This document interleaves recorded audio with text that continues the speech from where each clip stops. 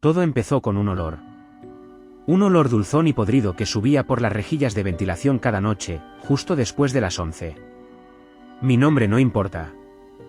Lo que importa es la casa que compré hace 8 meses, una casa vieja de 2 plantas en las afueras, con un sótano que el agente inmobiliario describió como amplio y con mucho potencial.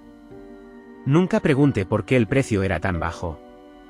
Debería haberlo hecho. La primera semana fue normal. Desempaque cajas, pinte paredes, ignore los crujidos que toda casa vieja hace. Pero para la segunda semana empecé a notar que las luces del sótano parpadeaban sin razón, incluso cuando el interruptor estaba en posición correcta. Bajé a revisar el cableado. No encontré nada mal. Solo encontré una puerta pequeña, casi escondida detrás de un estante metálico oxidado. Una puerta que no aparecía en los planos que me habían entregado. Estaba cerrada con un candado viejo, cubierto de óxido, como si nadie la hubiera tocado en décadas. La dejé así. Tenía trabajo, tenía una vida, y una puerta cerrada en un sótano no era mi prioridad. Pero el olor creció. Cada noche más fuerte, más cercano, como si algo se estuviera pudriendo justo debajo de mis pies mientras dormía. Empecé a tener problemas para conciliar el sueño. A las 3 de la madrugada escuchaba golpes, lentos, espaciados, como nudillos contra madera, viniendo de abajo. Golpe. Silencio. Golpe. Silencio. Conté una noche hasta 47 golpes antes de que se detuvieran. Le comenté esto a mi vecina, una mujer mayor llamada Herminia que llevaba viviendo en la calle desde antes de que naciera. Ella palideció cuando le describí la puerta. Me dijo que la familia anterior, los Duval, se habían mudado de un día para otro, dejando muebles, ropa, incluso platos en la mesa, como si hubieran huido a mitad de una cena. Nadie volvió a saber de ellos. La policía investigó, pero no encontró señales de violencia, solo una casa vacía y una nota pegada en la puerta principal que decía únicamente, no bajen. Herminia me advirtió que no tocara esa puerta del sótano. Yo, como todo protagonista de historia que se precie, no le hice caso. Compré un cortapernos esa misma tarde. Bajé al sótano decidido a terminar con el misterio de una vez por todas. El olor era insoportable cerca de la puerta, un hedor a carne descompuesta mezclado con algo más, algo mineral, como óxido y tierra húmeda. Corté el candado con un solo movimiento seco. La puerta se abrió hacia adentro con un chirrido que sonó casi como un quejido humano. Detrás no había otro cuarto, como esperaba. Había una escalera de piedra descendiendo hacia una oscuridad que mi linterna apenas lograba perforar. El aire que subía desde ahí era frío, antinaturalmente frío para pleno verano. Cualquier persona sensata habría cerrado esa puerta y llamado a alguien, a quien fuera, a la policía, a un sacerdote, a un experto en casas embrujadas. Yo bajé. Los escalones estaban húmedos, resbaladizos, y contaba cada uno mientras descendía. 11, 12, 13. A los 20 escalones mi linterna iluminó una habitación circular tallada directamente en la roca bajo la casa. Las paredes estaban cubiertas de símbolos que no reconocí, marcas profundas hechas por manos humanas hace mucho tiempo. En el centro, un pozo. Un pozo de piedra negro, tan oscuro que la luz de mi linterna parecía ser absorbida por completo al acercarse al borde. Me acerqué, estúpidamente, como se acerca la gente en las películas que uno grita desde el sofá. Y entonces lo escuché. Una voz, saliendo del fondo del pozo, susurrando mi nombre. No el nombre que uso en público. Mi nombre completo, el que aparece en mi partida de nacimiento, el que ni siquiera mis padres usan ya. Una voz húmeda, borboteante, como si hablara a través de agua estancada. Retrocedí tan rápido que trastabillé contra la pared tallada. La linterna se me cayó de las manos y rodó hacia el borde del pozo, deteniéndose justo en el límite. Cuando me incliné para recuperarla, vi algo moverse en el fondo.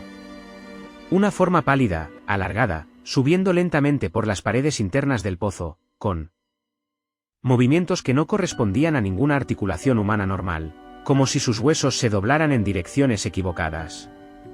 Tomé la linterna y subí las escaleras corriendo, sin mirar atrás. Cerré la puerta de golpe y la atranqué con el estante metálico. Esa noche no dormí. Escuché los golpes de nuevo, pero esta vez no eran espaciados. Eran constantes, furiosos, acompañados de un rasguido que sonaba a unas uñas largas contra piedra húmeda. A la mañana siguiente llamé a Herminia. Le conté todo, el pozo, los símbolos, la voz susurrando mi nombre completo. Ella se quedó en silencio un largo rato antes de hablar.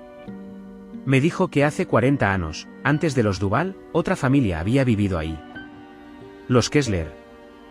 El padre, un hombre obsesionado con rituales antiguos, había excavado ese pozo él mismo, convencido de que debajo de la casa había una entrada a algo que él llamaba el otro lado de la tierra.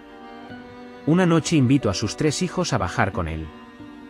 Solo él subió. Dijo a los vecinos que sus hijos se habían ido a vivir con parientes lejanos. Nadie le creyó del todo, pero tampoco encontraron pruebas de lo contrario. El hombre murió años después, solo, en esa misma casa, y desde entonces cada familia que la habitó escapó antes de cumplir el primer año, dejando siempre sus pertenencias atrás, como si hubieran salido corriendo sin llevarse nada. Le pregunté a Herminia por qué nadie había sellado el sótano permanentemente, porque la casa seguía vendiéndose una y otra vez. Ella me dijo algo que se me quedó grabado como una cicatriz. Dice la gente del pueblo que la casa elige a quien vive en ella, y que el pozo necesita alimentarse cada cierto tiempo para quedarse tranquilo. Cuando colgamos el teléfono decidí que me iría esa misma noche. Empecé a empacar mis cosas más urgentes, documentos, dinero, mi laptop. Pero mientras subía las escaleras hacia mi habitación sentí que la temperatura de la casa entera había bajado. Varios grados. Las luces parpadeaban en un patrón que ya no parecía eléctrico, sino deliberado, como código Morse. Miré hacia la puerta del sótano, ahora entreabierta, aunque yo mismo la había atrancado horas antes. Un frío subía desde ahí como una respiración. Y entonces escuché pasos en la escalera de piedra, subiendo, lentos, arrastrados, acompañados de ese mismo sonido húmedo de la voz que había escuchado en el pozo. Corrí hacia la puerta principal, pero al girar la manija descubrí que estaba cerrada con llave desde afuera, algo imposible porque yo tenía la única copia. Golpeé, grité, pero la calle afuera estaba vacía, silenciosa, como si el mundo entero se hubiera detenido justo en ese instante para dejarme sola con lo que fuera que subía, desde el sótano. Me escondí en el armario de la entrada, con el corazón golpeando tan fuerte que pensé que se escucharía desde la calle. A través de la rendija de la puerta vi una sombra cruzar el pasillo, alta, delgada, con extremidades demasiado largas para su cuerpo, moviéndose con esa misma cadencia antinatural que había visto en el pozo. Se detuvo justo frente al armario. Sentí que algo olfateaba el aire, como si me buscara por el olor, no por la vista. Contuve la respiración durante lo que parecieron horas. La sombra finalmente se alejó, arrastrándose de vuelta hacia el sótano, y escuché la puerta cerrarse con un golpe seco que retumbó en toda la casa. Esperé una hora entera antes de salir del armario. La puerta principal, esta vez, se abrió sin problema. Salí corriendo hacia la casa de Herminia, descalza, con el pijama todavía puesto, y golpeé su puerta hasta que me dejó entrar. Pasé esa noche en su sofá, temblando, mientras ella preparaba té de hierbas que según ella alejaban a lo que ella llamaba las cosas del fondo. Al día siguiente contraté a una empresa de mudanzas para sacar mis pertenencias más importantes, sin volver a bajar al sótano jamás. Puse la casa en venta con una pérdida enorme, sin importarme el dinero.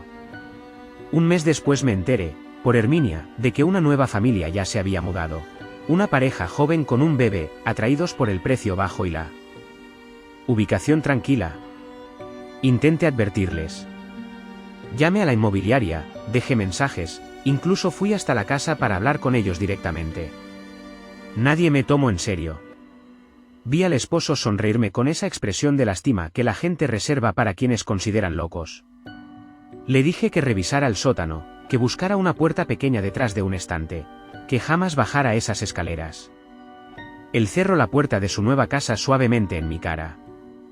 Esa noche, desde la casa de Herminia, donde me había quedado a vivir temporalmente, vi las luces de mi antigua casa parpadear en ese mismo patrón extraño que yo conocía demasiado bien.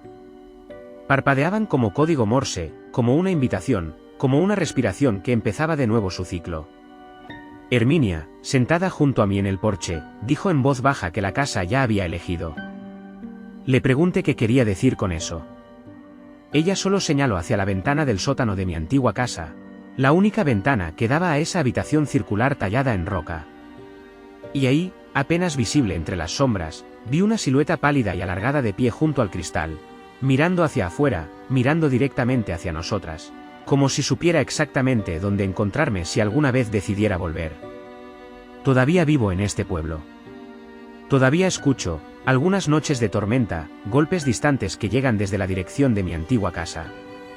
Y cada vez que una familia nueva se muda ahí, intento advertirles, aunque sé que nadie me creerá hasta que sea demasiado tarde, hasta que escuchen su propio nombre completo susurrado desde el fondo de un pozo que nunca deberían haber encontrado.